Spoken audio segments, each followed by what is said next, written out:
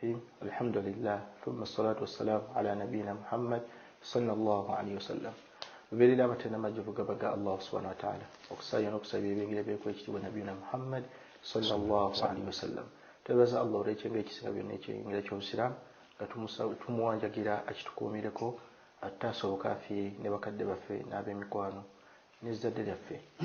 Baganda baffe abatuliza nammwe abatulaba olunaku lwaffe lwa mukaaga nga tuli mu programu eddamu ebibuuzo bimba muwandiise oba bimuweereza. Nja kusooka kukulembeza ensonga bbiri. Kwali online okuwoli muganda w'omusiraamu omulala gw'olaba ali eyo ajjukira omusomo guno asobola okuba nti aganyulwamu mu ebyo tutambulira mu bulamu bwaffe. Ensonga ey'okubiri okusharinga post eno ku page yo osobola okubaayo omulala asobola okutuusibwako amawulire gano tusaba Allah akkiriza omulimu ogwo. Olunaku lwali tulina mukadde waffe Imam Ahmed Sulaiman Kyeyune ng'era yagenda okubeera nti atwanukula ebibuuzo byaffe. Nja kusaba oba olina ekibuuzo kiwandiike insha Allah era tusaba Allah atteekemu ebyo ebisobola okubeera nti bwe bijjukiriziddwa tubikolerako. Mu kaseera kano nja kusaba mukadde waffe Imam atwe ku salaamu era ng'era mukaluubirizaamu katono abe ekigambo kyasooka otusibirira oluvannyuma tutandika ebibuuzo byaffe. Bismillahir Rahmanir Rahim. Alhamdulillah thumma salatu wassalam ala ashrafil anbiya'i wal mursalin afdalu salawatillahi wa salamihi wa barakatihi alayhi. أما بعد والسلام عليكم ورحمة الله وبركاته. وعليكم السلام ورحمة الله وبركاته. الله kyatuwadde obuwangazi alhamdulillah era nga obubaka bwe nja okusooka okusibirira omwoyo gwange n'ogwa munaffe atulaba kwe kwongera ekitabo kya Allah Quran ebiseera buli kanaku okuba nga otunulamu. Omuntu yenna aw'ekitabo kya Allah Quran ebiseera afuna ebintu bingi mu byo byafuna. Allah tabarak wa taala mutaasi birwadde eby'omutima, ensaalwa, stress, pressure, obutaagaliza kubanga futwa efubitizi byonna. Olw'ensonga nti ebintu endwadde ezo ez'omu mutima omuntu gyakoma okuba nti awa ebigambo bya Allah obudde, gyakoma okuba nti ategeera nti Allah wadde oli zitampadde n'atakwatibwa ate ensaalwa. Allah mmanyi era ayina ensonga lwaki tampadde n'awooti. Endwadde amukwatibwa fitina abeeraawo omutwe gumuluma abeeraawo alowooza akimanyi obunya nti Allah wange ndaba. Kati endwadde ezikyasinza okuba nga zitutawaanya tuli nti mugenda mujjawa abaana bakafizika bagenda kukajjawa nkoze nteetaamu eno yonna bakimanyi omanya nti Allah yampa bano abaana tayinza kulima baliisa tayinza kulima babafiizi amakulu Qur'ani kwa obutebenkevu. Kati stress ye tubaako bwenti mujjewa pressure biki nokakkana kyabatuga nti wa munazzilu min al-Qur'ani ma huwa shifa. Mu Qur'an nasamu ddagala lyerere wa rahmatan lil mu'minin wa la yazidu adh-dhalimina illa khasara. Qur'an ebide mu kisa ddagala eritagambika. Kati agalwadde ngaago stress, pressure, nswalwa, butaagaliza eddagala erisooka kitabalwa. Kati nkubiriza omwoyo gwange ne munnaffe atulaba okwongera ekitabo kya Allah Quran al-Karim ebiseera kubanga ezo endwadde tebazijjanjaba mu ddwaliro. Teziriko doozi? Tekuliko doozi, teriyo medical officer yenna akola ku lusala wadde ogiraba n'oweeri. Allahu akbar. Naam. Jazakallahu khair. Amin. Tusaba mukadde waffe ekigambo ky'otujjukiza tusaba Allah akituwangalizeeko. Amin rabbi. Katandike n'ebibuuzo by'abaganda baffe. Tulina ekibuuzo kya mwannyinaffe ayitibwa Nina Mayas. Agambye nti assalamu alaikum wa rahmatullahi wa barakatuh. Nze mbuuza ngeri ki gy'oyinza okweyambisaamu enjuba okumanya qibla? Al-qibla kyekibula gye tutunula nga tusaala era kakwakulizo obukwakulizo bw'essala oteekeddwa otunula mu kibula. Akakwakulizo n'empagi byawukana. Akakwakulizo tekava mu ibaada okuva lwetandika mpaka lweggwa ate empagi erabikako mu ibaada n'evaamu.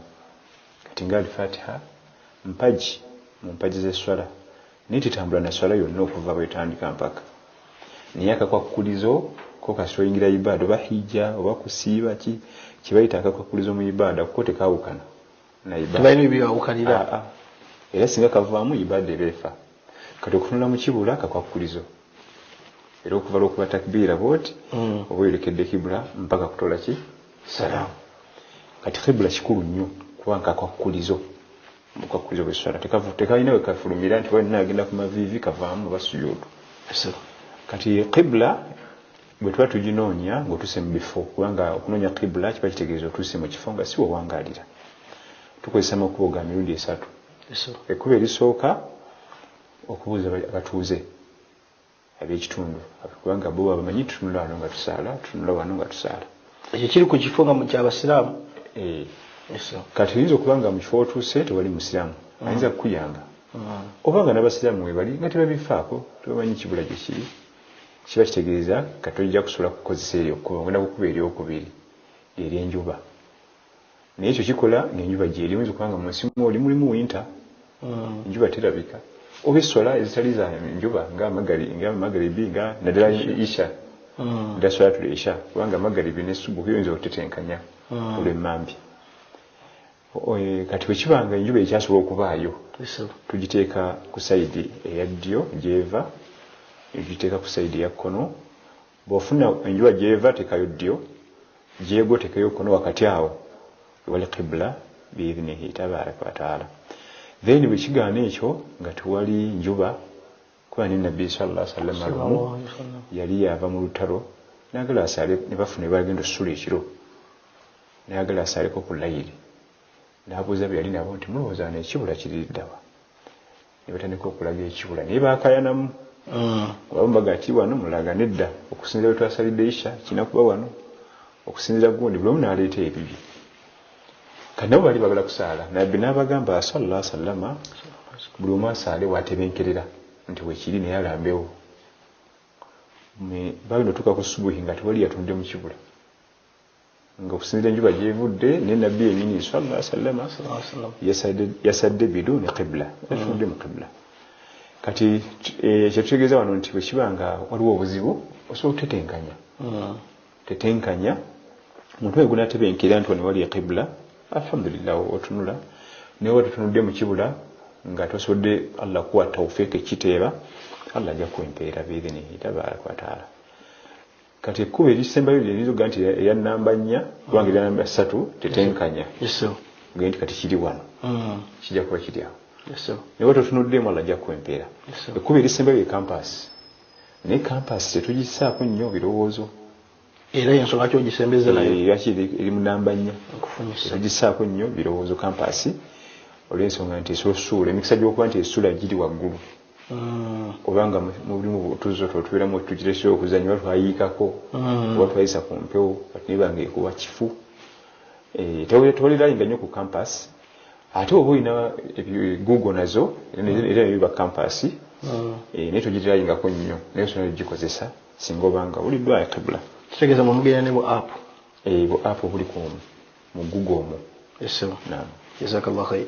Imamu kino kyange kivuddemu ekyo muziba akola atya wanoonya ekibula. Ebintu by'abannaffe abaliko obulemu bikwewuunyisa Allah tabaaraka wa taala yawukana. Bw'akola ago gonna amakubo ng'okubuuza batuuze n'okubuuza abatuuze enjuba gy'eva bwaba bina biweddewo anyiikira bunyiikizi waba atebedde wewabeera ekibula. Bamuzibe ne bakiggala balina obulamu bwanjawulo. Naliko e Masaka enkadde omwami yasomesa bamusibe n'ambuuza nti asomesa bakiggala n'ambuuza bakwata Qur'ani muga asimanyi bakiggala bakwata Qur'ani muga bukyambeerawo bamuzibe bemmanyi bebe hafidh naye kiggala kyatwa omunene naye bwetwagenda okunoonyereza tulina wano Sheikh Ismail Lukeberwa amusomesa waabwe nnyo Allah mutukumire amiin ya rabbi. Twagenda okumaliza ofuna ansa nga tebasobola kubanga ekisooka sign language ntono tebana nnyukuta nyingi suula ntono 5 3 4 5 kati onomutereeza otya nti eyo qaf ta ta sin sad obulubitereeza otya tibano olwomaddi wano kugamba butono nnyo akwata munyi n'atumanya nti al-Fatiha yatawula nayo era naye yagimusomesa yabasona okumanya nti kati asome bubi abala tosobola nkifuna jasija kusaaza busaaza sala naye musajja yamubuuza nti bakiggala bakwata Qur'ani era bwe bali ebitabo byabwe biruwa musomesa naye wabakiggala n'abaffe bakwate ku Qur'an naye twagenda okizula nga mu bimu Allah kasita akikugyako aba akuggyeko kumpi buli kimu matu. Allahu akbar. Ate abantu basinga looza maaso kubanga tulina abamanyi ba irimu nga bazibe kituufu naye tewaliyo mumanyi wa irimu nga kiggala taliyo.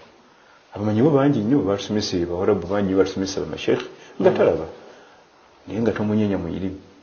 Imam Ibn Baz rahmatullahi alayhi ni mufti aliko kati ali sheekh era netalaba. Sheikh Abdul Muhsin al-Badi al-Abbad ali mu Madina netalaba naye ekibayita kiggala amatu. Nambuza ekibuzo ekirala ekyanneewuunyisa muzibe ekiggala amaaso ge matu. Kati babira yangana nti babira mu swala okuva ku sujudu jukira amatu atabagabisi mu kuvaayo wano nga imamu akuba takbira afiringa bana bamuliraanyi nti kati tuvaayo ku sujudu. Kati nambuza okuva baleetera social distance bamubagwala tasula bafiringa kubanga ba muli ayini abawulira nga benyenya bati naye kati oli ali eri n'oli ali eri kati okakananga bamuzibe bayinza osigala bakiggala bayinza osigala ku sujudu kubanga tawulira nti imamu akubye takbira. Imamu ni wa straight bows nekamutala n'awulira abavudde mu bakiggala. Ne Sheikh Ismail Okewe yatugamba nti olwokuba nti omuntu aba atambula ng'atunudde bw'ati amaaso ganera gakavalinga areas eno bweziti zonna aba asobola okulengera wadde bamuli distance ng'atadde omutwe wansi aba asobola balengerera muno. Ate Allah alina byabawa ebirala era bo bw'amuggyako amatu alina byamwongera bw'amuggyako amaaso alina ebirala byamuwa aba ne sense ate endala ng'ate nazo zikola nga z'amaanyi nnyo ate ffe zitalina naye nga amatu Allahu akbar olaba ng'ekyokusaaga. Allahu akbar. Amin ya rabbi. Jazakallah. Ekibuzo ekira mukadde waffe kivedde eri mwanyinafe ayitibwa Namono Safina. Agani Sheikh barakallahu fikum okutusomesa ekibuzo kyange kiri kitya bwe mbanga nfuna wudu eyokusiga ku socks nsigeko amazzi emirundi emeka. Almashu ala alkhuffain Yesebo okusimula ku socks ne bukhufu obugatto obw'Ekiwarabu birimu kubikkirizibwa mu mateeka gaffe ag'Obusiraamu era Allah yabiteekawo taisiran kutwanguyiriza. Yuridu Allahu bikum al-yusra wala yuridu bikum al-usra. Allah twagaliza nnyo obwangu mu ddiini twagaliza nnyo obwangu mu duniya naye bakwaffe byabagaliza ate ffe tutwagala byangu twagala nnyo okwekalubiriza twabekallafa netwovunaanyizibwa ffe twekalubiriza nnyo omwana addamu ayagala nnyo ebikaluba. Allahu akbar. Wallahu yuridu an yukhaffifa ankum. Allahu akbar. Falla ayagala nnyo atuwewulire buli kimu era yenna ayagala obulamu obuwewuka kwekwata ku ddiini yewewula ffe byaffe byetwagala ebirala bizitoye kwekalubiza. Kati bugezo zaala abalongo mu kalicha yaffe y'Abaganda emikolo gikaluba nnyo naye mu Busiraamu nkolo ki twongerako bongezi mbuzi naye kati byaffe omwana addamu butonde bwe ayagala nnyo ebikaluba bwe bamuwekyanga awulyanga nti bamunyonyi. kyabaga nti wallahu yuridu an yukhaffifa ankum wa khuliqa al-insanu dha'ifa. Ya Allah ayagala nnyo atuwewulire atumanyi tuli banafu niffe tutulako ebikaluba kati mulimu byaterawo okwanguza okusimula ku sooka ezo naye tusimulako gumu otandika eno ku bugere gye buva nolita naye waliwo obukwakulizo obulina okujjula ng'onoosimula ku socks kubanga mulina socks zemwaleetera omulembe guno ebikaku kagerekwa nokukwena akali nnyo anti bagamba mbu tebagala kukwatibwa nkyaki kati waliwo ekigere ekituula wayagala okkawe naye yaffe yayamukanga yezu kweza zatukwatanga so bayika bagitanalogo yamu socks eteekeddwa okubanga ayakuna saatiran lilkaabaini erina okubanga ebikobukongo buli bombi eyambuka waggulu gyetusiimuulako naye waliwo obupya obwakakoma eno wansi eyo tetugisiimuulako ate tulaba bangi nga babusiimuulako kituufu kabikako obutoyizi ne kajja nene ekisinziiro eyo si socks yakusiimuulako naye osiimulako gumu neno saidi gumu walillahi alhamdu.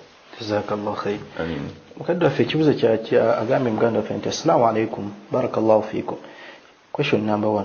Kituufu Nabbi Muhammad sallallahu alaihi wasallam yawaana omukkiriza ow'akanyama kirimaanyi. muhadithi egamba nti almuminu alqawiyu khairun wa ahabun ila llahi min almumin aldhaif, omukkiriza ow'amaanyi mulungi era ayagalwa nnyo ewa Allah kusinga omunafu. naye qawiyu liman, qawiyu taqwa, qawiyu lilm, laisa qawiyu ljism.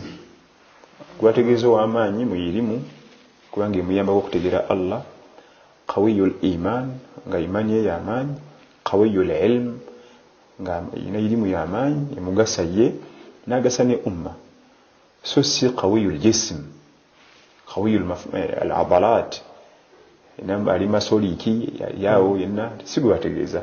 mumutagira nabbi tetegeeza 6 packs packs watu waona babeera bono bobiyita 6 packs. 6 packs nga tasaala ate kati amaanyi galuwa? 6 packs nga talina aya gy'ayinza kusoma mu Qur'an, amaanyi galuwa? si ono nabbi kulegerako. qawiyu liman, qawiyu lilmu, qawiyu taqwa. kati wamala okufunira ebisatu then waba afunyeyo n'ekiri nakyo kiba kijja mumugasa. fadlun ala fadl, aba yongedde obulungi ku bulungi. naye bino aba tabirina nga masoliki just kanyama ali awo tebiri mu makulu. nabbi gwe yali awaana yalina ebitende ebyo ebya ilmu. Sheikh Isa yatugamba nti mutwala hadithi nemugiteeka ku jimu. Ekibuzo ekyokuli mukadde waffe agambye nti okulunda embuzi kikubirizibwa nnyo bamasheekhe kuliko obujulizi.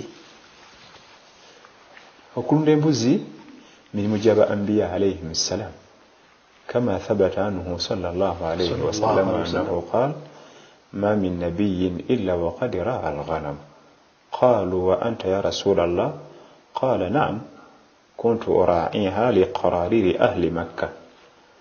Nabi sallallahu alayhi wasallam lumu yali agenze mu lutalo ne basajja be ne bafuna ekifo bagenda okugumba ng'abalwanyi b'omu ddungu balina emmanya gye bamanyamu eddungu lyabwe. nagaa tugenda kugumba wano tugenda okutegeera omulabe. waliwo obwokulya nga bubeereyo mu ttale wala nnyo nga gye bubeera tebutera nnyo okubeera kumpi n'abantu. basaba batandika obbulya nga babukutula babulya, buliko bwa green obwa black. bo balya bwa green. nabbi n'abalaba nga bayayanira bwa green sallallahu alaihi wasallam bagamba nti abange buli bwa black wewengedde buno bulya bubisi. kati bagenda okulya ku buli nga bulimu otunnyo. ati Rasulullah buno wabumanyi otya? nabagamba nti nabulyanga nga nnunda. kati basaba baliwo ebiseera ebisinga abaliwo mu kaseera ako baali tebamukimanyangako nti yali alunze tekkiriza ekalubaasi etawaanya. kati abantu bano bogenda okukulembera no batawaanya, ogenda bakulembera nga watawanyizibwa dda omuntu yamenyera ebintu bimutawaanya takosebwa nnyo nga bizze. takosebwa nnyo teyekanga. ekirala mulimu okumanyira ettale embeera enzibuzibu emisota sigga obisinkana n'ofuna omutima ogw'amaanyi omuvumu. kubanga omuntu alunda embuzi mu ttale endiga emikisa gy'okusanga emisota giba waggulu, egimwa gino gikuba kati ajjamu shujaa wuzira mutima. omuntu atabanga ku musota nga wegusoose yeesisiwala nnyo yenna, naye atera ogikuba n'oli yakuba newiiki eri yakuba afunamu obuvumu. ate nga obulamu bw'edduniya okubuyitamu bwetaagamu obuvumu. okulunda embuzi kwe bagamba si kuba nazo kanga ziri eyo, ogendeko mutale nazo wewali omugaso. si kuba nti mu bizinesi zange nyina ziri mu kyalo eyo ekikubirizibwamu ekirimu ennyo omugaso kubeera nga gwe kennyini weetaba mu nsiko ozigobeeyo zizzeeyo eka naye kyo zizzeeyo awo wali nnyo amakulu, kubanga ba anbiya alayhim salaamu bwe basinga okulabikira era baafunamu bintu bingi nnyo ebyabagasa alayhim salaamu. jazakallahu khair. Ekibuzo ekyokusatu agambye nti lwaki nabbi yafaananya omukkiriza n'omuti omutende? mu hadithi ya Abdullah ibn Umar ibn al-Khattabi radiyallahu anhu atunyumiza lumu bali bamaze salatu subh. mu hadithi eno yokufaananya omukkiriza omuti omutende ebinaga nti inna min ash-shajar shajarun la yasqutu warquha wa innaha mithlu al-mu'min fahaddithuni ma hi. mu miti egiri mu duniya muno mulimu omuti ogulina embeera z'omukkiriza, mugumbulize gwegulwa. fawaqa annaasu fi shajari al-bawad, abantu boogera amannya mangi ag'emiti egisangibwa mu ttale. omuti bwe guti nga nabbi agamba nti si eyo ansa, omuti bwe guti taasi eyo omuti bwe guti asi eyo fawaqa fi nafsi annaha an-nakhla Abdullah ibn Umar agamba nti nze nenga nti bannabbi ategeeza muti mutende fastahyaitu nkwatibwa ensonyi nga ansi eyinza okuba entuufu nga muzeeyi taata afudde wano Umar bwe mulemi muzeeyi taata Abubakar ali wali muzeeyi taata Usman kubanga bonna baba kitaabe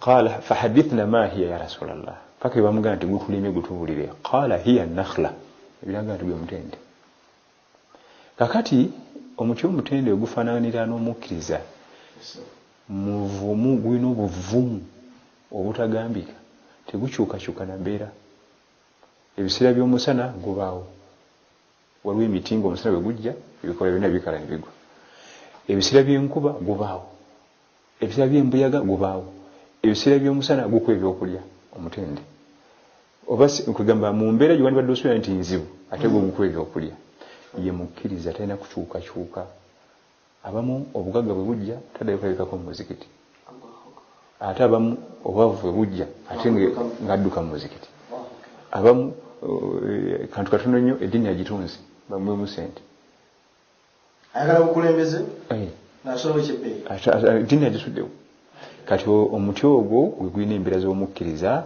gugumira buli mbeera ejja abakyukakyuka olw'embeera kitegeeza tetunajuliza bukkiriza ekyo kitegeeza nti omuntu tusanda tukingiriza embeera eyo aba tannafuna kamalul iman oba haqiqatul iman oba imaani obwannamaddala era ekifaananyi ekyo bamanyi bakireeta ne mu nnyanja ez'omunnyo enkuba ne bwetonnya etya nga yamaanyi tegujabulukuka omunnyo oguli mu Red Sea ne bwoleta Red Sea amazzi amalala gajenka ne bagayiwa muri mu Red Sea test esigala eri egi so si nti olw'okuba mwayisemu amazzi mangi kati test enaabuuse ekyo bata haqiqatul iman alina haqiqatul iman ebizibu ebigenda okujja byonna ne bimutomera kufiirwa maali etokomose biki test esigala yemu naye guno omunnyo gwe baluuze mu mazzi agali mu sefuliya oyiwa mutampeeka egi kati abasinga kyekika kya imaani gye tulina buli konna akatulumba bwe kati ejabulukuka Nabbi sallallahu alayhi wasallama kyava afaananyiriza embeera z'omuti ogwo omutende ku mbeera z'omukkiriza gugumira embeera zonna ez'obudde tegusula yayeraga nti la yasqutu waruquha gwe tegusula bikola byago mu mbeera z'obudde purekite wakasana gusiga n'ebikola byako waggulu era nga bikyali bya green gwe wabeera mu abasajja abo wabeera b'emiti egyo sawa ne mu jamia waliwo ejebi kati ekyekulu ennyo ekyokuyiga ekiri mu hadithi kuguma si kukyukakyuka kudde eno kudde eri embeera ezze bweti embeera esuse bweti waliwo olubeera ye nga buli ekijja kimukyusa buli ekijja kimukyusa busente butono nnyo bwe buti ng'eddiini yagitadde tusaba ntatumye ziyala amin mukadde waffe ekibuzo kyakivudde eri muganda waffe nga kikulina akakwate nekiwayanukudde bamuyita Miyunga Shafiik agamba assalamu alaikum warahmatullahi wabarakatuh Sheikh tweyanziza nnyo nze ekibuzo ekyange mu kusiiga ku sokisi amagulu gombi tugasiigako lumu oba era tulina okugulu kwe tukulembeza barakallahu fikum ensiiga ya sokisi okkirizibwa okugasiiga olumu era nga kyekisingako obulungi era osobola okusiiga okumu nozzaako okulala byonna bikkirizibwa kibuzo kyakivudde eri muganda waffe omu agambye nti lwaki agambye mpulira nga mukyala wange mukooye takyalabika bulungi Sheikh nkole ntya saagala namutunulako addamu ekibuzo agambye nti mpulira nga mukyala wange mukooye takyalabika bulungi Sheikh nkole ntya saagala namutunulako subhanallah sala tabaraka taala tutaase amin ya rabbi embeera efaanagana bwetyo amin sababu nuzuli ya surati Mujadila nga bwakyogedde bwekityo sababu nuzul ya surati Mujadila qad sami'a Allahu qawla allati tujadiluka fi zawjiha wa tashtaki ila Allah Hawla bint Hakim omukyalo ono bwe yajja maka ga nabbi sallallahu alaihi wasallam okutuuka bbaawe Aws ibn Samit muganda wa Ubadah ibn Samit radiyallahu anhuma bonna banna Madina. Aws ibn Samit yabasa mukyala we Hawla nga muwala muto. Naye abaana bajja ne baliraanigana nnyo ne basukka okubeera abangi nga baliraaniganye. Omukyala endabika ye nga talina budde bweyonja buggwaawo. Ono akaaba oli atwadde n'ayagala kino n'ayagala kiri. Kati sahaba n'alaba nga omukyala takyamulabikira bulungi n'ayagala okumuta. Kalina ebigambo byange byakozesanga nga bakikozesa nti ngwe nkulaba nga maama wange bakutadde. Naye Hawla n'agenda ewa Nabbi sallallahu alaihi wasallam okwekubira enduulu. Ya Rasulallah mukwano gwo Aws ibn Samit agamba nti antadde waqad akala shababi. Obuvubuka bwange bwonna yabulidde. Amaze obuvubuka bwange bwonna. Saali bwenti n'asonga ne ku bifo bye nti kino kyali bwekiti n'ekifo kyali bwekiti. Naye ye n'abifuula bw'ati kati ngamba ngende. Nabbi n'atumya omuvubuka ono Aws ibn Samit radiyallahu anhu naye ebigambo yamugamba yagamba nti kanzireyo ndere mukyala wange ndabire mukyala wange mbere ne mukyala wange. Ebireetera oluusi okuba nti omukyala Katonda takyakulabikira bulungi bwali omufuna wafa beauty ate nga yeggwaawo.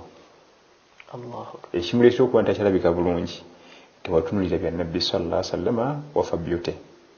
Kinakulembeza kirimu ebyo ebiggwaawo okufuna ssebo kubanga ekimalawo beauty ekimu ku byewuunyisa nga kyekisooka okumalawo beauty kumulaba nnyo. Kasi omuntu yenna bw'oba nga byamutunako nnyo nnyo bwe weddingana ekintu okitunuulira kifa value kifa value. N'abali mu bibuga ffe tutenda mu binyirira abaliyo tebalaba bukunyirira bwabyo imamu mbazeemu aba nkufuna ssebo. Kati ekyo kyo tujja kiwala ate ye mukadde waffe ate n'ogala omutunulako tujja kugaana ekyo kimu ekyokuba ekimalawo beauty yazaala abaana akula. Kakyava kyova olaba nti kati takyakulabikira bulungi naye fa in karihtumuhunna fa asa an takrahu shay'a wa yaj'al Allahu fihi khayran kathira. Oyinza omutamwa okwatalabise bulungi, oyinza omutamwa figure etandise okwonooneka, oyinza omutamwa takyali muyonjo bulungi olwa abaana bamufula bize. Naye byonna gumiikiriza kubanga mu kugumiikiriza muno olw'embeera zaalimu ezo Allah atayinza oteekamu bulungi obulala. Ebiseera ebisinga bw'olabanga nti omukyalo omutamiddwa gumiikiriza.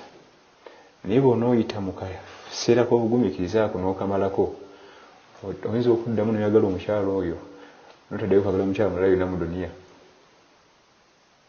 Nojja n'owulira nti omutamiddwa n'oguma oteka period kayinza okuwanvuwa myaka 35 n'oguma n'ogamba sijja kuta mukyala nkambeere mukyala wange ono n'osala zooni eyo n'ogguka eri kasita osomoka oyinza obutaddeyo kwagala mukyala mulala mu bulamu obusigadde oyagala oyo. Kyagalaga nti fa in karihtumuhunna fa asa an takrahu shay'a. Oyinza omutamwa n'owulira nga buli kimu kikutamya yenna twala namulabako era nga bamukuggyeko okula ne pate lwansanga mbijaguzo olwokuba nti omukyalo yagenza atudde mu bulamu bwo naye singa oguma n'omaliza ka distance ka period ako n'okamaliriza Allah ayinza obatiramu obulungi mu bufumbo bwammwe.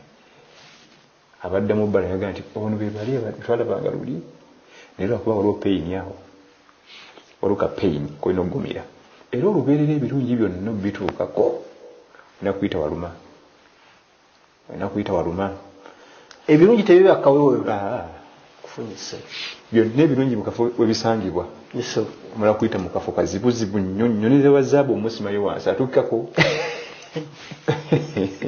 nkufuna imaamu.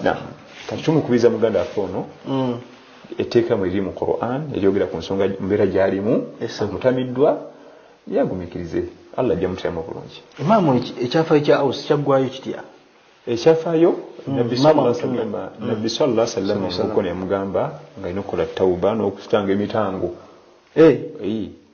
okusa omuddu. Maama abakyala bagenda tutangisa abaami omitango nedda bana baffe bati banatuka ku level Aws ku yali atuuse nkufunye kati yali atuuse ku level nene nnyo ng'okuta omuddu okusiba emyezi 2 n'okusa masiikini 6 naye nga au si yali atuuse wala ku mukyalo ono naye ate oluvannyuma bafuna obulamu obulungi ne mukyalo we Hawula yakkiriza nakola kintu kyotugambye yagumiikiriza n'asomoka naye kati basahaba ba nabbi sallallahu alaihi wasallam nga bwe tubamanyi nga nabbi sallallahu alaihi wasallam ayinza obyetabamu nga alina sayidi gyali gwe n'ogala okuba ku sayidi ya nabbi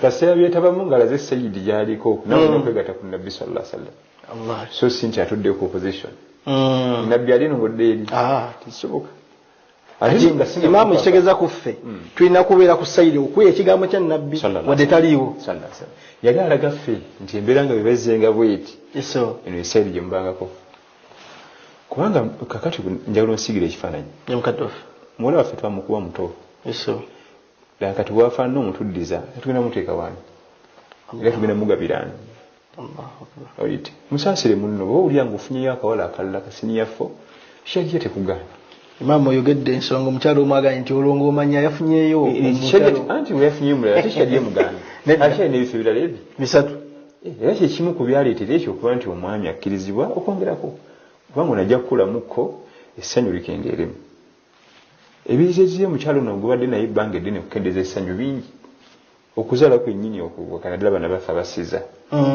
ezo siza bwe ziyita zirina naavuzi peyina eyo naavuzi zebakoonako ne zisanyayo ne zitadda noba muzanyi wa mupiira mu kisaawe olwafuna yinjala ezo ez'amaanyi agenda okuddamu okusamba aba takyasamba nga luli kati abali awo naddamu naafuna endala nawumula emyezi 3 agenda okudda aba agenda akendeera mukifona era bamubakuviirako ddala kati ate yo omukyala enjuka y'omwami alwawo kwendeera aba alwawo kubanga yinza omusana emyaka 10 okuva ddala n'omukyala ye akyalinga luli bwe yali omusajja afuuse omutende kati kati ate yo omukyala akyuse kati muno tumugira nnyo musindiikiriza nviiri ave mu nnyumba yange nedda shaliye kukkiriza kali kawalabye akasiniyaffo kali kakati kyoba okola kiri kimu funa ennyumba endala omuteekeyo eri nonaabeere wano n'abaana baffe babe nga balaba taata ne maama nga bali wamu kino tukimanyi nakyo abaana okuva mu kisulo okujja ewaka nga taata ne maama basula mu nnyumba emu tekifaanagana nga abaana kuva mu kisulo okujja tiogenda kuwumulya wa maama wo eno okulidde ogenda wa kitaawo eno okulidde ogenda abeera bwati kubanga waliyo famire endala naye waliyo famire endala bali balina characters zaabwe ne bali balina zaabwe sina kimuyinza n'okukola ensobi buli omu n'amuteekamu obusungu bwe tola ntwagala nnyo abaana baffe ebimu kubiraga nti abaana bo obaagala kugumubire ne kitaabwe kugumubire ne nnyaabwe ebimu kubiraga toyagala abaana bo kwe kukkiriza n'ogumiikiriza munno abaana bo babasanga buli omu tozannyiranga ku kigambo kigambo ye kati waliwo abadde ye ng'abeere wa taata gy'asomera holiday yokka gy'agende wa maama nkufuna ate oyo abakuyoleke w'amaanyi fundaku n'owekisulo kale nno obufumbo bwe bwe bwakula muno tomutamwa olw'okuba abaana bamukyusiza endabika n'emyaka gyeyongeddeko mugumiikirize inshallah lowooza musinga badde muwolawo gwagabanga kato kaweredde kamaze yunivasite bakatutte myaka 4 5 kazaddeyo bulongo bwa mirundi 2 peya 2 bamuziza aba kyafaananga luli amina rabbi ekibuzo kyakivudde muganda fayitibwa Mulinda Jim agambye nti assalamu alaikum imam nze nsaba onsomese engeri gye tukimamu eraaka 2 ku solatul magharibi singa amamba sanzeeko eraaka 1 esola eya magharibi ya raka 3 etawanya nnyo abantu naddala nga basanzeeko eraaka 1 ne imam yaba alowooza nti ziri eraaka 2 zagenda zikima lumu yaba amanyi eraaka emu gy'amaze yesembayo kati kakimezire 2 nedda eraaka eyo gy'osanze ne imaamu nga yesembayo kuggwe yesooka kuggwe atwegasseeko obwegassi eraaka eggulawo essala era yesoose bwe batoola salaamu kiba kitegeeza ogenda kulaka yakubiri ate eraaka eyokubiri bw'ogimala mu magharibi olinawo tahiyat kati abamu obuzibu bwe babusanga tahiyat agenda okulaba nga zigenda kubeera nnyingi mu swala kubanga kiba kitegeeza buli raaka tahiyat ekyo si kikulu era kesooka bw'omala ne imamu n'atola salaamu bw'okimalira akeemu sooka otuula osoma tahiyatu kubanga ziweze 2 kati ezizo ze zisooka kati lugendo olyoka okime esemba bwetyo tuzisaala. Amiina ya rabbi. Ekibuuzo ky'ovuddeko imaamu kisitudde emmeeme y'abamu omu agambye nti mututamiriza abamu obufumbuufu abatannaba kufuna basajja oyo omuwa kigambo ki? Nedda programu y'obufumbo eringa ya butonde. Omwana time etuuka n'ayavula bwavuzi nga teyamugambye, time etuuka omwana n'atandika okuvamu ebigambo nga teyabimugambye. Neri time omubiri gutuuka ne gukigamba. Omubiri gw'omwana omuwala gwatondebwa nga olwo time etuuka nga gwetaaga omubiri gw'omwami. Era n'omubiri gw'omwami nagwo bwe gutwe guli. Ate era nabbi atugamba faman ragiba an sunnati falaysa minni. Kati agambye tumutamize obufumbo olw'okuba twogedde ku bizibu ebiriyo. We watali bizibu awo wali we watali ayinza okuba nti ali wasinga ebizibu wowe bitali ne dunia bwete erimu bigezo buli kaseera naawe wennyini waali nga talina mwami oba talina mukyala nawe wajjuddewo bizibu byerere kati ali bulungi nnyo tugaye nti ali bulungi talina kizibu era omusanga atunkana renti atunkana kiki ate amannyo gagwadde bagenda gateeka mu seminti tewali ojjaga nti wano kaserengeta okukka eri programu ya butonde ku dunia alikuwa kaweevu ayagala akaweevu akole jana alinde yawmul qiyama ate nga nayo enakulwanira ate wano eri okufunayo ku mirembe inshallah. Jazakallahu khair. Amiin ya rabbi. Ekibuuzo kirala kivudde eri muganda fayitibwa Abdul Hakim ibn Juma. Assalamu alaikum wa rahmatullahi wa barakatuh. Alaikum assalam. Mwe kusomesa enjogera egamba nti tolina mukisa era mulwetya mu Busiraamu era eri abantu nga bo tebalina mukisa. Shukran. Omukkiriza yenna gy'ava yenkana alina omukisa. Omukkiriza gy'ava yenkana okuyimirira n'asaala ekita kyakusaaga kyala okambula hijab kubanga yekute ku malira ga Allah yekute ku sunna za nabbi sallallahu alaihi wasallam okuyita ebigezo byeffe tuyita nti bisiraani ebigezo. Waliwo hadithi eraga nga omubaka sallallahu alaihi wasallam tulaga abantu ab'emiteeko egy'enjawulo ababi n'abalungi nga waliyo Allah abantu beyakola ng'otuuka mu kitundu ogenda kulabikako mirembe n'ekifo kibadde kirina ebizibu nga kigenda gendamu emirembe newabeerayo abalala nga Allah yabakola nga ye bw'atuuka mu kafo ajja n'embeera nzibu n'atabula buli kimu naye era abantu abo era ogenda okubamaliriza gye bava ne gye benkana ono ataliiko mirembe abamujeemwera museegu mukaba era n'oli aliko ate emikisa n'emirembe ng'atuuse mu kitundu nabbi yayita mafatihan lilkhair maghaliqan lisharri. Mafatihan lilkhair ng'atuuka mu kitundu agulira ebirungi projects ne ziyingirawo abantu basala jama ne batandika okusala jama kati tozalaga ate byalimu projects za kuzimba muzikiti era bya ddiini maghaliqan lisharri nga baggalira ebikyamu ebibadde ku kitundu waliyo abajja nga kyenyume kyebyo mafatihan lisharri maghaliqan lilkhair ajja mu muzikiti jama ne bagivaamu agadde mukyala wuno bantu bakubaganye agadde akawalako beekubye mumi siasa lya muzikiti ogwo mulimu omuvukale mbwati weta mafatiha lisharri ye ayina ebisuubizo bigulawo ebibi maghalika lilkhair ate ebirungi yabiggalira ate jamata bagobye muzikiti Allah naye tetugamba nti simikisa ye mujenyi mu yeke nyewe bamunonefu mfungo oyo noli ata mafatiha lilkhair agulira ebirungi yeke nyewe bamulungi mukutya Allah tabaraka wa taala. So singamba nti bwolaba omukyala ng'ekigere kyakula bwe kiti nti waba wabisiraani obanga yakula bwati bane babigenda babifuna ensonga kiba tugamba nti bano basenga banakebera obugere amalakebera bigere ekyo si kituufu nti luyo lwaffe oba lulina n'emikisa nedda ebikolaganira n'emikisa tumanyi gye giva Allah tabaraka wa taala yagigaba so si nkula ya bigere oba nkula ya kikula kya muntu emikisa giva wa Allah tabaraka wa taala era yagigaba era yagimma gwabasazeewo okugimma tumusaba agitwe ya rabbi. Naam, jazakallahu khair. Ekibuuzo kya kivudde eri muganda waffe ayitibwa Abiola Isaac agambye thanks a lot for Abiola baba Nigeria kyandiba Abiola linnya lya Nigeria Abiola Isaac Fraya Islam Media Uganda agikonyeko naga thanks a lot for the good work. I need to know the ruling on higher purchase. haya purchase cheki bankulimbi bagire bayawe bafune batuwandikire haya purchase cheki nga tugenda inshallah agambye nti n'abaweesa Madina agambye nti assalamu alaikum wa rahmatullahi wa barakatuh. If we did nikah while pregnant and after I delivered, is that nikah right, or we better do another one? Because we have 3 children right now. Ababana ba haram oba omukyala alina olubuto tetumuwoowa, tulina omulinda nasooka asumulukuka netuuka tuwoowa, then okuwa kuba kubaddewo mu nsobi tuba tujja kuddamu. Nze kinnewuunyisa ekibuuzo ekyo kibuuzibwa baana ba buwala, ate nga baami balina kibuuza kubanga bandibadde iga okuddamu okuwa omukyala wabeere wa halal. Then osanga omwana omuwala ng'abuuza ekibuuzo ng'ekyo ng'ayagala ng'omwami talina interest mu byo, talina biwuliza, tontawanya baseekabo, sibiddamu nabimala, sibiddamu ebyo nabikola nabimala. Kati omwana omuwala ne wabanga akinamu interest ng'ate munne tabyagala era kibamu obuzibu. Olite bwe kiba nga kyalimu nga twali tetumanyi tuba tunokiddamu, twali tetumanyi ne tuwoowanga omukyala alina olubu.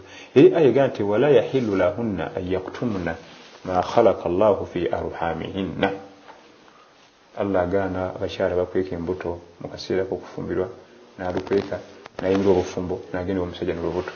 Kiri haramu okweka ebiba bitondeddwa mu nabaana zaabwe. Ayogere nti onenginamu olubuto kubanga waliwo bambi abaami abamu babuuwa nga tamanyi, omukyala n'alumusima, ekyo kiri haramu. N'atwala omukyala alina olubuto lwa mwezi gumu 2 oba lwa wiikisi 2 naye ng'omukyala akimanyi, era omukyala yafuna omusango. Bwe tuba tukitegedde tuddamu okuwoowa naye situddamu byonna. Amahale gaba gaggwa tetugaddamu, n'emikolo nabbi yaga nti alinu nikah naye tuba twakimala nakyo tuddamu mukolo gwa kuwa gwokka. Jazakallahu khair.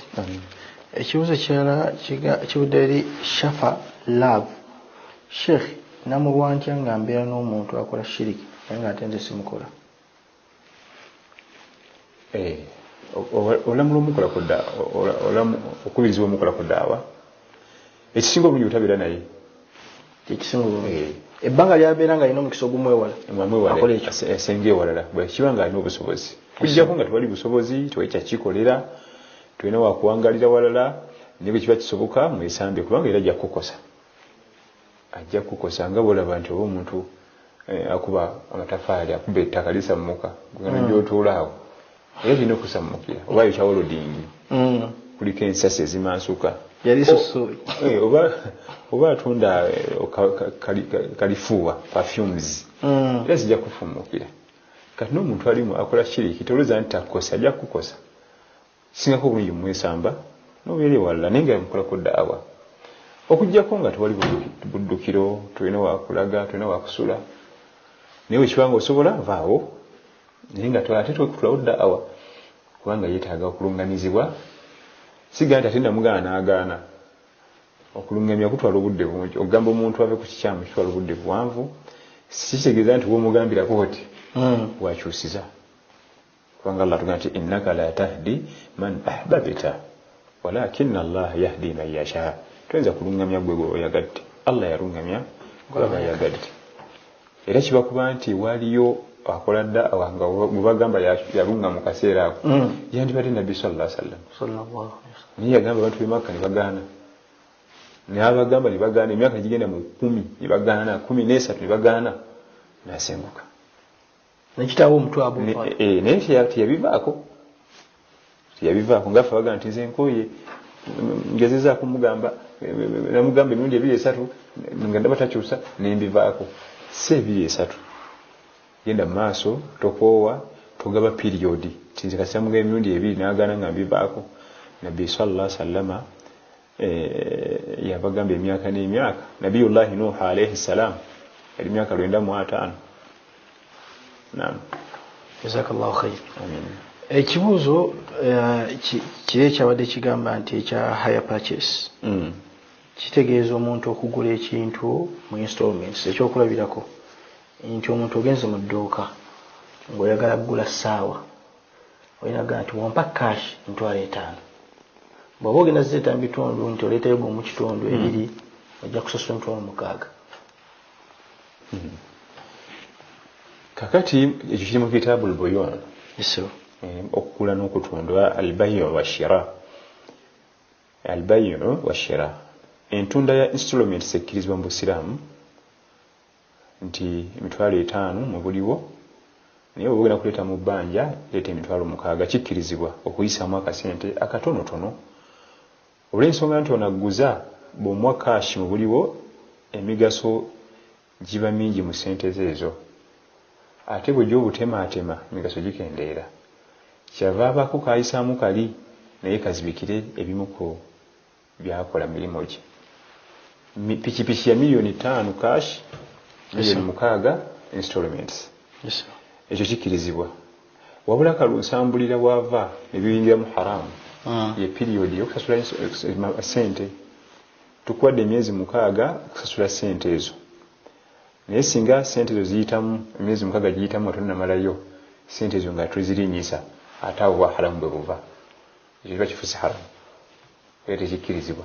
nemukubisaamu olukere era bifuuse muteeko mu miteeko gya riba kituufu ebiseera ebisinga kampani zonna ezitunda amamotoka wano ezitunda mayumba biki byonna bakkiza installments naye ekibitta kiri kimu akawakuliza akagamba nti ogenda sasulira omwaka gumu naye bwe guggwako nga tonnakumalayo nga twongezaamu ssente bweziti ate buli weziyitako nga zeeyongera ate mwetuuka nga linga tasasulanga nakaati ekyo kiri bifuula haramu kubanga kiraga nti olumirirwa munnaffe ono ekimuganya okuba nti asasula lumu butaba nazo ekimwetedde okuba nti akeeriwa okuleeta ssente butaba nazo ate gw'olinyisa nninnyise ennamula ya shariya ku nsonga eyo kikkirizibwa okusasula mu installments ebbanga bwe liggwako lye twateesa tetumulinnyisa era tusigala tumubanja ezo ekyo bw'osanga nga balina bwe batunda embeera efaananga bwetogula so si nti kasite period eno eyitako bweti nti ezibadde $3,000,000 ziba zifuuse 3.5 bwe yeeyongayo nga zigenda mu 4 bwe yeeyongayo nga zigenda mu 5 ekyo tekikkirizibwa muteeko mu miteeko gya riba ennaku zino riba bamukyusa bayisa obukolomooni kati waliwo gwe nalabye omulala baba bagenda kukuwola kakadde ng'ojja $10,000 n'ogiteekawo ne bakuwola kakadde kati bakakyusiza bukyusa bulijjo bakuwa $1,000,000 oziiremu $10,000 kati ate kati kariba ke kasooka yeeri ne baleka bakuwa kakadde ko n'ogenda era ojja kuzza kakadde kumbe era 10 walikola ki waliteekayo asaaga n'omuyudaaya aseeka abasajja tebatudde sallallahu tutaasa kaseera akyusa ati Allahu akbar kati magoba gosooka otuusa jangu n'akakadde okateeka wanaffe tukuwa erete 10 tukuwa kakadde ko Allahu musta'an kati bano balabanga abagenda nti awo tewali riba tubampa kakadde era kenzizaayo kumbe riba gwe yasooka okola ki okulya jazakallahu khair amina ekibuuzo ekivudde eri munnyinaffe ayitibwa Bushra Sulaiman agambye nti assalamu alaikum wa rahmatullahi wa barakatuh sheikh mbuuza bigambo ki byenjogera nga nvunnamye oluvannyuma lw'okwebaza Allah sujudu shukuru mu brackets ezikkirizibwa okwogererawo ebigambo mu lulimi lw'entegeera naam sujudu shukuru sujudu tilawa sujudu sahawu ebyo byonna bika byakuvunnama wonna twogerawo edduwa yemu eya sujudu sala subhana rabbiyal a'la n'edduwa endala ezajja subuhul qudus rabbul malaikati warruh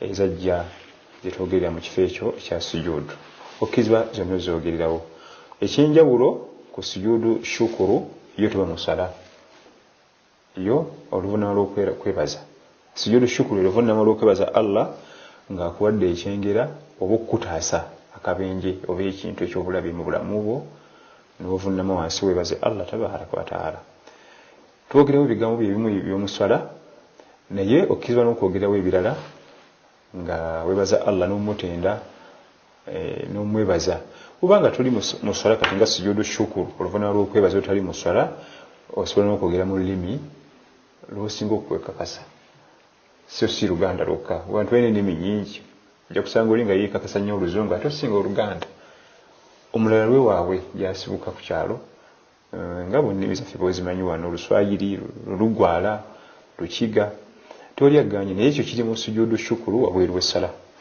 kubanga sujudu shukuru oluvannyuma lw'okwebaza lubeera wabweru wa ssala wallahu alam. Jazakallahu khayr.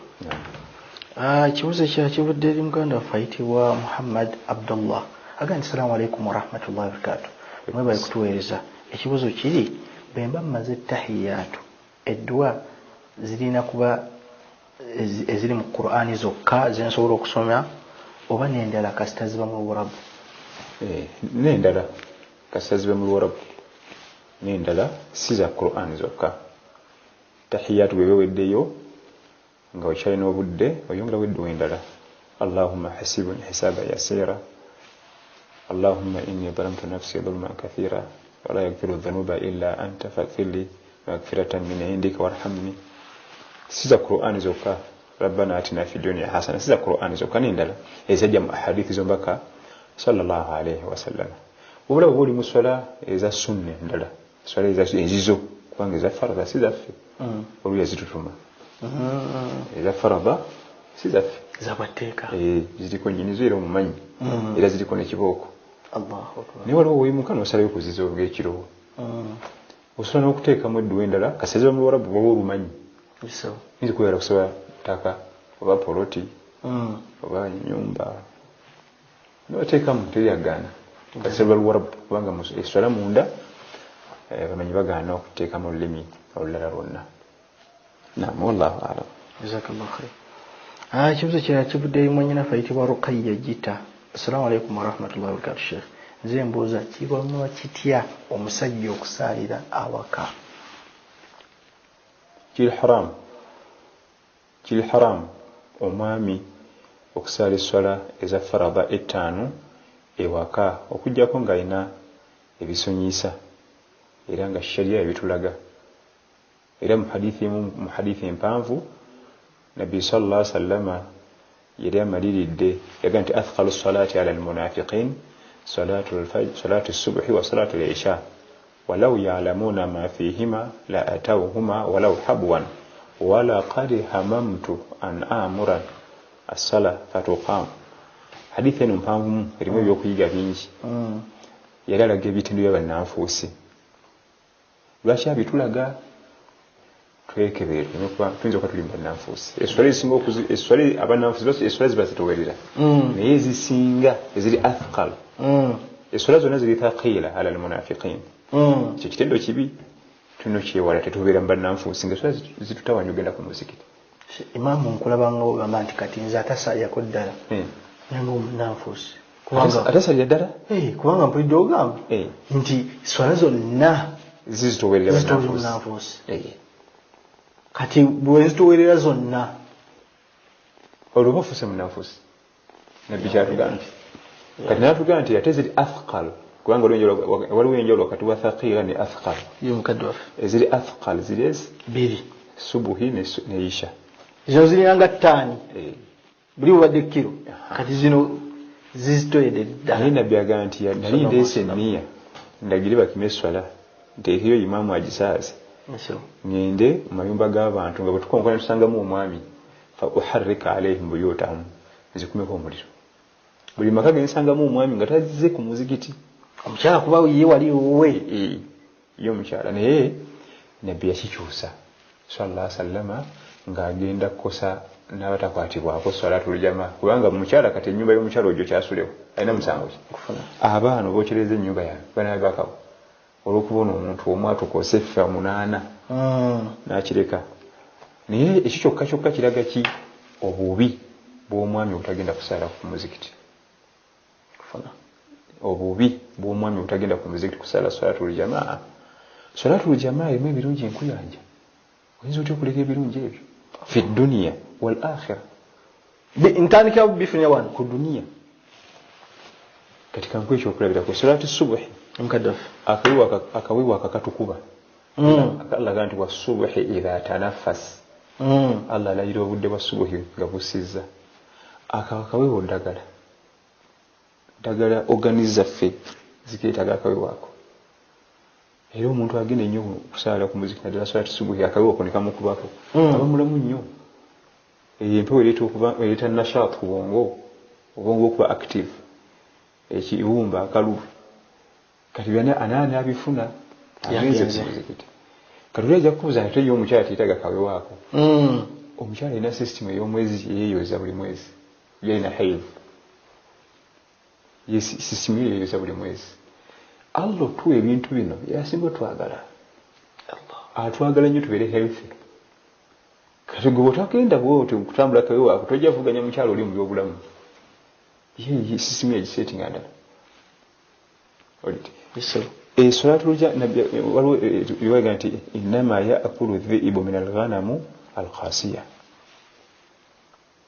jukira nti nabbi yalunda nnyo abeera nnyo mu ttale era ebyokulabirako ebisinga aleeta bya mu ttale kubanga alimanyi omusege mu mbuzi gulyamu yayawudde yali ategeeza salatu ljamaa asalira embuzi nga ziri wamu zirya omusege gutya okujjawo kubanga ekisooka omulala baalabawo ekyokubiri bwe ziba wamu zeegattagatta kubanga naye omusege gwenkana embuzi zeegattagatta nezigulwanyisa kati akabuzi akamu bwe kavaako ne kasemberayo nebbali nga gye kaliira gukasika asalira eka sheitaani yangu omusika asalira mu office mu katale mu dduuka lye sheitaani yangu omusika naye mujje tuliire wamu bw'obeera ku masigiri eno ng'osala ne banno jamaa sheitaani ekusangamu obuzibu ku lwaki baada magaribi seeka mawejje nga ayimuka nga atwala ebigabo bibiri nga bikkoona ku mutima baada subuhi seeka gundi nga nayitayo ekike nga kikkoona ku mutima naye bansalira eyo mu ofisi mu gadeni simanyi ku hoteri simanyi bikoze tutya nga gyasalira eyo omusege tegumulabako ate nga nabyatugamba nti dhiibul insan shaitan omusege gw'omwana adamu esitaani olubeerera embuzi n'endiga byeraliikirira musege mu bulamu bwabyo mu ttale omwo omanyi omuyaga nti zeeraliikirira nnyo omusege ate naazirunda yazirya tezimweraliikirira ye at the end yazisala nazirya kakati ate ife omuzege gwaffe buli wakulaba ng'otangira eyo ebbali takulaba mukusula mu byobuseegu tasanga buzibu kusulamu kunafuya mu kino nakiri naye jamu tuliire wamu salatu ljamaa tenkanika era abakyala bubimu kubiraga nti omukyala ayagala bba kwe kumugagire ku muzikiti so naamugambye nti omusala ngumaze okugwala nedda ekimu wotegerera nti mukyala wakwagala kwe kugamba nti wani subuhi twagenze ku muzikiti kakati yikyatudde waka lwaki ogenda omuzikiti guli bwali genda ku muzikiti osala oyo omukyala bwemufunanga mugulire ekirabo ate omukubiranga akasimu nange nemugulirayo ku kirabo aba olina ekyebbeeyi kyamaanyi kitagambika akusindika ku muzikiti kubanga akwagaliza ebirungi mu duniya nekyakhera saa te banaga nti kati bw'oyusamu okugenda ku muzikiti obutuka gasira muzikiti oba wali omukazi omulala ku muzikiti noga nti ajati okuterenkera naye ajati kati kukakasa nti sinayo omukazi omulala eno wiiki yonna ngenda kusalira waka oyo taba mutuufu kakati kiramula kitya omwami okusalira ewaka kiri haramu naye tumuyambeko agende ku masjid asobole okukwata salatu ljamaa wabula ayinza okuba alina ebisonyiisa nga almarid mulwadde tasobola kugenda ku muzikiti obulwadde nno bwennyini waliwo abantu beefuula abalwadde naye nga bwemukubira essimu nti ndi wano nina sente zo kanzije nakaboda nzikime kyokka nga ate wano genda ku muzikiti agamba mulwadde tasobola kutambula naye olumugaa nti sente zo tuzirina wano muninde mu dakika 15 nzija kapiki bamulyawo ng'ayingiddewo tebatugayo oli bubi sente zange badde nozikima kiba kitegeeza obulwadde asobola okugenda ku muzikiti mama ate nkulaba ng'ogamba nti ono aba mukkiriza nnyo asobola okusasula kabooda ng'agenze kuswala yokka basi olina epiki olina emmoroka oyinza okugamba nti ate eswala tujjamu ekulema bino byaki si bya biiki booda yo gyewagula piki yo emmoroka yo gyewagula mu bintu byerina okusooka okukola ennyo mu bulamu bwo kutwala ku ibaada bikwanguyiriza okutendereza emmotoka yo erabika ennyo ku muzikiti booda yo erabika ennyo ku muzikiti ati agamba nti amafuta enywa mangi kyokka aba agenda okudigida ne outing tenywa mangi naye ogenda okusala ku muzikiti sika gwe tomanyi emoka nene olinyako kimwe bati agagaba yagala ogende ku muzikiti emoka yagikuwa ate yagala ogende ku muzikiti era nogotekamu yagakuwa guvuga amafuta agenda ku muzikiti ajja kuleeta amalala inshallah. Jazakallahu khair. Amin ya rabbi. Imamu ku swala y'ewaka oyina ekigambo kyonzijukiza mu Ramadhaani emu pali omusiraamu nga tugenda kusiibukuka olwokuba yali nannyini enju tetusobola amafugirawo naye twatuusa obubaka obumpimpi amawulire gaatuuka ageya kawungeezi agaagala nnyo n'atugamba nti mugende musiibuke ku masjidi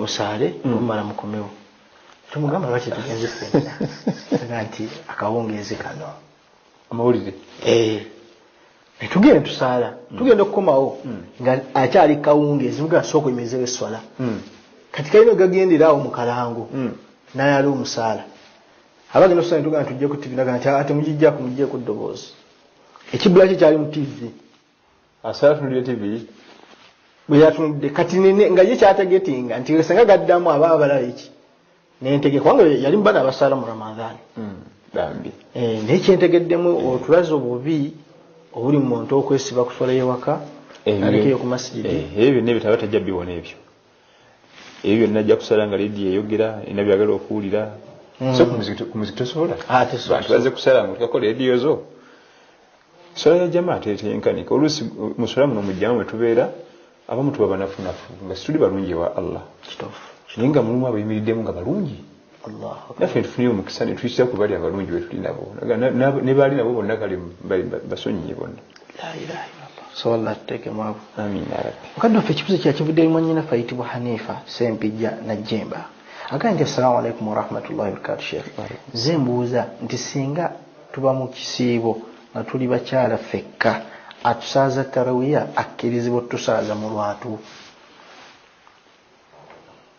Ekyamanyikwa okuva ku basahabiya nga Nabbi sallallahu alaihi wasallam akyaliwo walingawo omukyamba mitanga Waraqa al-Ansariya mu Madina yali omukuwanikanga Qur'an abakyala era nga akwata Qur'an al-Karim yasazanga abantu be Nabbi yamukkiriza asaza abantu be sallallahu alaihi wasallam bakyala bokka yamukkiriza asaza bakyala bokka salatu tarawih kubanga yali akwata Qur'an al-Karim era nga amanyina amateeka gaayo Qur'an yasabako kunna agende yasabaka bere kujjira Nabbi namugana sallallahu alaihi wasallam ajje eri abakyala bagendanga kujje okujja sibe ebiwundu n'okulifiringa zenzimiwa kubanga amazzi baganywanga negagwamu jjukira enwana ya mudungu banywa balwana Waraqa al-Ansariya radiyallahu anha omuzira namige yali asabye yegatte ku tiimu eyo Nabbi namugana kubanga ebyentalo bizibuzibu namugana asigale wakaye yasazanga abakyala banne salatu tarawih wal qiyam mu mwezi gwa Ramadan al-Mubarak ekyo kikkirizibwa nga si wali baami era asoma mu lwatu nga imam ekyenjawulo ekirala ekyenjawulo ekiriwo tagenda eri mu maaso nga imamu omusajja yayimirira mu layini yaabwe n'abasoolobamu katono so si kugenda eri mu maaso mu mimbali nga imamu omusajja era ekyo kikkirizibwa mu swala eza farada n'eza sunna singa oba tewali baami ekyo kikola nga tewali baami wallahu alam. Jazakallahu khair. Awo mwannyinaffe wano agambye nti Sheikh batugamba nti Nabbi talina kigambo kitayogerako naye yayogerako ku mpisa embi ez'Abawarabu. Nabbi takola ki? Nabbi lukimu yakyogerako yayogerako ku mpisa embi ez'Abawarabu. Lwaki nedda baga empisa embi yayogerako yajja eno Uganda n'aziraba kuffe nalyoka azoogerako empisa zonna embi yaziraba mu baliira bye yagambanga kati naffe byayogera nebisammuka ene waffe talina kyatayogerako sallallahu ate yayogerako mu ntonde omutonde yenna tatera kwawukana era obukodo omuntu omukodo aba mukodo oba muddugavu oba mweru oba bukodo oba bukodo bwaba kuye oba bujeemu oba mweru oba muddugavu yayogera ku mwana Adamu ye sallallahu alaihi wasallam naye ye teyawangala kuna bantu batali Bawarabu era empisa embi eziramba Bawarabu era nazoogerako sallallahu alaihi wasallam. Okumwongerezaako manyinafu ono wawo Sheikh Omi yagamba nti tukkirize nti balina culture yaabwe kati tupimira ku yaffe bwe tugezaako bikwasaganya ne bigaana n'okakkana ng'obalamudde nga bo balina kye batebenkera nakyo ate naffe nga okutoza eki osinzire ku kyewaffe. Abadde abuuza okusinzira bano abaana ffe bagendayo okukola nnyo kakati ekisookera ddala culture yaffe terikwatagana naye abali akantu akatono nnyo kenyinza okukuwa emukaddofe ebuwarabu omwana omuwala tafuluma mu nnyumba kituufu namalamu emyezi 3 ena atudde omwo wano waffe nakamatte n'atambula kusuulira mu street nakkirira ku gundi n'agenda ku gundi kati bw'omuteeka mu mwezi gumu gwokka omutuuza mu nju ebatokya bo bali balaba bakuwadde mirembe ate gwe waffe batokya kati okalisha ezimu tezifiitingana z'abalala wano waffe abaana abawala abamu bamanyira abaami kusaagana b'ebigabo by'omukwano naki nga wabeera mu kifo nga tebibaddeewo ebatokya kale agenda otuuka eri nga environment ndala nnyo nga inakaba maziga kati waliwo ebimu nga eri culture ewaabwe nga bali bakyamikyale bakuwadde ekitiibwa ekitagambika fe ate wano waffe gaba maziga gennyini kati byawukana era byawukanira ddala neera nga mu byonna omuwarabu ye ng'omuwarabu tatera kuba mwangu obutonde bwe era kibalaba ambiya alayhi musalaamu bonna bafuutukaawo mu bawarabu kubanga obutonde bwe tatera kuba mwangu n'akatono. Naam. Jazakallahu khair. Kino ekibuuzo ogenda ndooza kirambulako katono nja kibaddamu nakibagambako mwanyinaffe omayitibwa Sara Yusuf agambye nti bannaffe Sheikh Burhan Muhsin Kitifain abaga nti Imam Sheikh Burhan Muhsin mulamu alhamdulillah talina buzibu naye tugumikize tujja kumanya Sheikh Ali Safari yagenda kuwummulako kituufu ng'omuntu yenna asobola okufuna mu safari n'agenda nawummulako naye talina buzibu bwonna alhamdulillah era tumuwuliza buli kanaku. Naam. Jazakallahu amin. Kibuuzo ekirala kibudde eri muganda waffe ayitibwa Waso Shafik agambye nti assalamu alaikum wa rahmatullahi wa barakatuh. Singa mba nsaala ne neerabira olutuula lumakkati nga nina okuvunnama oluvannyuma lw'okwerabira kyokka nte era mu swala y'emu ne neerabiriramu n'ennyongerera ak'endala nkola ntya okuvunnama oluvunnama olw'okwerabira? Ibn Kahtani atugamba nti walikulli sahwin sajidataani fasalliha qabla as-salaami wa ba'daha qawlaani. Lwerabira mu swala olina envunnama bbiri lweta sujuudu sahwu oba sajidatu sahwu oluvunnama olw'okwerabira olubeera mu swala.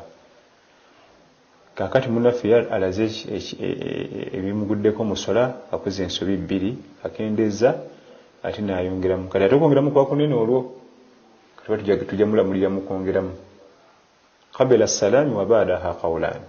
Tuvunnama oluusi nga tunatola salaamu bwe tuba tukendeeza tunatola salaamu bwe tuba twongeddemu tuvunnama tumaze kutola salaamu. Kati olw'okuba ono yakendeeza ate n'ayongeramu ate okwongeramu kineneko ku kiri insha Allah ajja kuvunnama oluvunnama lwawo kwongeramu era akyo gyaba ayongeddemu era ng'olwo oluvunnama lw'okwongeramu lwa ziyaada lujja ba'da salaamu. Osoma tahiyatu neggwayo bulungi n'otola salaamu zombi n'oddawo n'ovunnama emirundi ebiri n'osoma eddwaza ebifo ebyo n'oddamu n'otola salaamu era zombiriri kyekyayiba kyajja okukola inshallah taala. Jazakallahu khair. Ekibuuzo kya kivudde muganda waffe ayitibwa Prince Evans Chanjo agambye nti Imam, we are now in the condition of drawing. What idea or how are we judged in deen cause we fear to go for morning prayers that will be kidnapped? Agambye muwayi Imam tuli mu kaseera kati k'obumulika obuyitibwa drone. Magezi kigotuwa oba mu ddiini tubalwa tutya bwe tuba tugenze ku swala ya subuhi olw'okutya okuwambibwa? Allah tabaraka wa taala tugirewo embeera eyo ey'okutya bwe kiba ng'oli mu bantu b'osuubira nti target oli waliwo abantu abamu nga ye asuubira busuubizi nti ye target naye nga tebamumanyi namumanyi tebamulinako naye waliwo abamu nga ali mu layini bwe kiba nga n'okwekengera oba olumu asobola okwosa esswala ya subuhi ku masijidi oba olumu oba okutetenkanya agende ku masijidi baafuni bagenda nabo oba mukime alime tambula yekka tetenkanya nga wotetenkanya ebirala tutetenkanya ebintu bingi mu nsi muno ne biyitamu ate n'essula gitetenkanye olabe ng'olitula ku masjidi kubanga kati singa situation efaanagana bwetyo ewanvuwa tugenda mu mwaka gumu 2-3 kinalabika kityo okubanga tugenda kusaala ku masjidi ekyo nakyo nekirowoozaako kinalabika kitya kubanga azibwa emyaka 3 nekirera ate ne results zaakyo si nnungi oyongera kunafuwa ogenda okivaamu ogende nti kanatandika okuddayo ku muzikiti lutalo wamanyira kino wamanyira waka kati tugamba nti tetenkanya kozesa obwongo abamu batya buti nga ye mutiitiizi abalala beteeka mu lukusa tatabu rukhas era nawe ogiraba kakati drone kifeesi bakuba emitayimbwa nzisinya gyendaga kumbe obunafu obutagala kusala jjama alimbisewo bino yekweke muno asobole okuba nga tagenda ku masjidi bino abikozesa nga plasta na langi anyweza ensonga ye naye nga ezo si nsonga omusajja okukuba omutayimba owa kifeesi ng'ogenda ku salatu subuhi bonna ebakuba bagenda ku subuhi sala tusaasire ya rabbi amina ya rabbi ekibuzo kyakibiddewawo Habi Bashir agambye assalamu alaikum warahmatullahi wabarakatuh sheikh what are the procedures for a lady to revert to Islam before nikah abaffe imam sokoddemu ekibuzo ekikozesa ekigambo revert naye nsuubidde nti agambye nti what are the procedures for a lady to revert to Islam before nikah omukyalo okudda mu busiraamu watana kuwoyebwa wakozesa revert ndoza kiba kudda abange yaliwo n'avaamu yali alutazze kati mbu ndoza tuwe bibiri abadde murtad omukyala asiramuse olw'omwami oba omwami asiramuse olw'omukyala wadde ayagala omukyala naye nga omumuwa alina kusobola kusiramuka oba ayagala omwami okumufumbira alina kusobola kusiramuka ekyabulabe nnyo kubanga batasiramuse lwa ddiini asiramuse lwa bigendererwa birala ate ebigendererwa bijja kufuna obuzibu gye tulaga mu maaso kakkana ng'eddiini agisuddewo tofumbirwanga mwami olw'okuba asiramuse lulwo oba tuwasanga mukyala olw'okuba asiramuse lulwo kubanga obufumbo enkya bugenda kugenda mu kibuyaga bwanaawo oba bwati gumu 2-3 n'eddiini yo nayo yiyo ngikulekedde awo ne hijabu zo ne swala zo nze nzizeeyo ku byange gwe nakima nvuddemu kubanga baakimye ggwe si ddiini bw'abanga omukyalo oyagala muwoowa oba mwami omufumbirwa nga mwawula eddiini alina kusooka kuyiga ddiini then wamala okuyiga eddiini n'olyokumulaga ebyomukwano naye bw'asooka omukwano nga tamanyi ddiini ate ddiini teba tasiramusa lwa ddiini asiramusa lwa bigendererwa birala ebifunira obuzibu ebigendererwa ebyo n'eddiini waagikomya kati waba mu lutadi salla tabaraka tukingiriza yarabbi embeera ate eyo yagitukingirize ate nno mu lutadi ye wakabenje nnyo kubanga ayinza okuba nga akomyewo mu ddiini nga nabyabala oba musajja oyo mufumbirwa oba omukyalo oyo muwasa nasooka addako ena ati nti nkomyewo mu busiraamu tumuwamu period tulabe oba ayize eddiini kubanga eddiini yaffe eri practical nnyo tulabe engeri gyakotamu essala oba munyiikivu mu ssala munyiikivu mu kuyiga emisomo okwongerako ku ddiini soke tumuteekewo awo emyaka gyaffe nga3 nga tumutunulira butunuulizi abantu oliwo omugala emyaka 3 ku byobufumbo alabe ebbanga ddene naye puroguramu y'obufumbo nnene yakwetegereza nnyo before era yenna agezeza kugipa kukiramu akabiddeyo amaziga ate nadda buli agezezaako gipa kukiramu giyingiramu ati maziga omuntu gogenda okutwala gogenda okufumbirwa gogenda okuwoowa sooka omuseeko eriiso liiso lyokka omustadingi kubanga puroguramu gyemugenda okuyingirira mpanvu nene nzito yetaaga okusooka kwetegereza jazakallahu khair kibuzo kyakibudde eri muganda fayitibwa Aisha binti Ibrahim agambye assalamu alaikum warahmatullahi wabarakatuh bali kutusomesa mbuuza kukuwa zaka kibuzo ekisooka omwaka tugubalira mu mbala y'ensi oba ey'obusiraamu ekyokubiri sheekh mwatusomesa nti zaka eba mu savings naye waliwo ffe nga sente tuzikola alhamdulillah obula nga zetukolawo zetuspendinga naye nga enniya y'okuwa zaka njirina mbuuza nzikirizibwa okukwata n'empaayo nga sibaliddwa kuba bwe nnindiikiriza nzikozesa ate empa sinatuuka kugiwa. Omwezi ogwandibadde gusinga obulungi okubaliramu gwe gw'eddiini. Embala y'emyezi omwaka ogw'eddiini Allah gwayogerako mu Qur'an al-Karim. Inna iddata shuhuri inda Allahi 12 shahra, omuwendo gw'emyezi maaso ga Allah eje 12 Muharram paka ku Dhul Hajj yewandibadde obaliramu naddala nekino nakyo kikulu. Ebigambo byonna ebyajja mu Qur'an al-Karim, Qur'an yesinga otulaga ekituufu. Bw'oba okifunye kyoba osigaza togamba nti Mekka, gamba Makka kubanga kikiri mu Qur'an al-Karim. Togamba nti Medina, gamba Madina, kikiri mu Qur'an al-Karim. Bw'oba olina ekiri mu Qur'an al-Karim ebirala bireke. Oba osobola okukozesa ekize mu Qur'an al-Karim yesinga otuwa ekisinga okuba ekituufu, ekisembayo ku top obutuufu. Kati nawe osobola okukola emyezi egyo ejajja mu Qur'an al-Karim kyegisinga obulungi, naye ate waliwo batagimanyi nga bakaluubirirwa ng'ajja kwanguyirwa gino, nakyo la ba'sa biha, ekirina buzibu biibini tabaaraka wa ta'ala. Ekyokugamba nti zakat wa mu savings era bwe kiba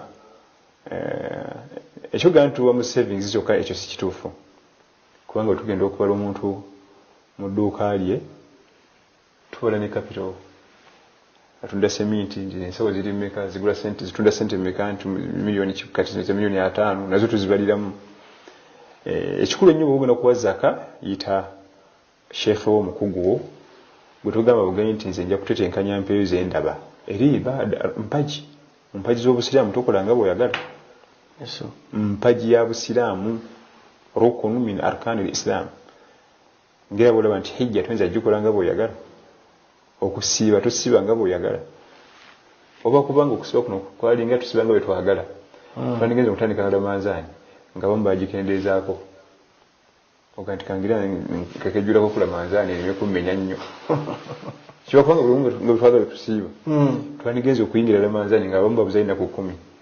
Sina kyokubeera nga basibako mbale batisatu bbiri. Ziri mpaji za busiraamu nyini kuzitussaako alina kwagala tuzikole. Bwe tosuubira nti ojja kuwa buwi nga bw'osuubidde yita omukugu ng'omubuulire bw'oyimiridde, yajja kukubalira insha Allah akunnyonnyole. Bw'oba oyagala kusaddaaka yo saddaaka lugi luggule, ogira saddaaka baabu maftuh lugi luggule bw'oyagalira wonna okusaddaaka. Naye bwe weegala ku mpaji y'okuwa zaka sooka oyita omukugu, sooka oyita olwali mooka bwe beefudde era oyita makanika. Tuyinza kukwata magalo mbukansibeesibe wano tuvuge tugende tubimanyi kati naye empaji yita omukugu insha Allah. Jazakallahu khair. Mukadde ffe tusigaze dakika 5. Tumeze ekibuuzo kya mwannyinaffe ayitibwa Jaliya Janaka agambye nti Sheikh, okusasula looni ya maama wange nga saagala abiddemu mba nkoze haramu. Nedda, okuyambako mukadde wo ng'ali mu buzibu obumugyemu, okuyambako omukadde wo ng'agudde mu haramu ng'omuyamba mufulumemu oba tokoze haramu. Kati gwe ate gwe otamusasulira naye anaamusasulira. Olaba ne waba muganda wo buganda wo ow'eddiini nga abadde alina obuzibu ng'obeera omuyambako, so sigga nti eyo looni sijja kuyingira mu haramu. Anti kati eri ku time yakwenenya ayakola tawuba asazeewo abiveemu. Oba olina obusobozi omuyambako muyambe. Nabbi tugamba sallallahu alayhi wa sallama unsuru akhaka zaliman au mazlumu, muganda wo lubeerera mutaase, oba yali azamanyiza oba yali azamanyiziddwa mutaase muyambeko. Kati ate oyo si muganda wo, oluganda yogerako muganda wo wa ddiini, naye ate oyo mukadde wo oluganda olwammwe lwa musaayi, oyo ate ye akakatibwako nnyo okuba nti omuyambako okufuluma mu zambiri yagwamu. Wallahu a'lam. Jazakallahu khair. Baganda baffe abatuliza namwe abatulaba, olunaku lwaleero tugenze tusaba Allah akkirize ebisobodde okuba nti bitujjuukiziddwa.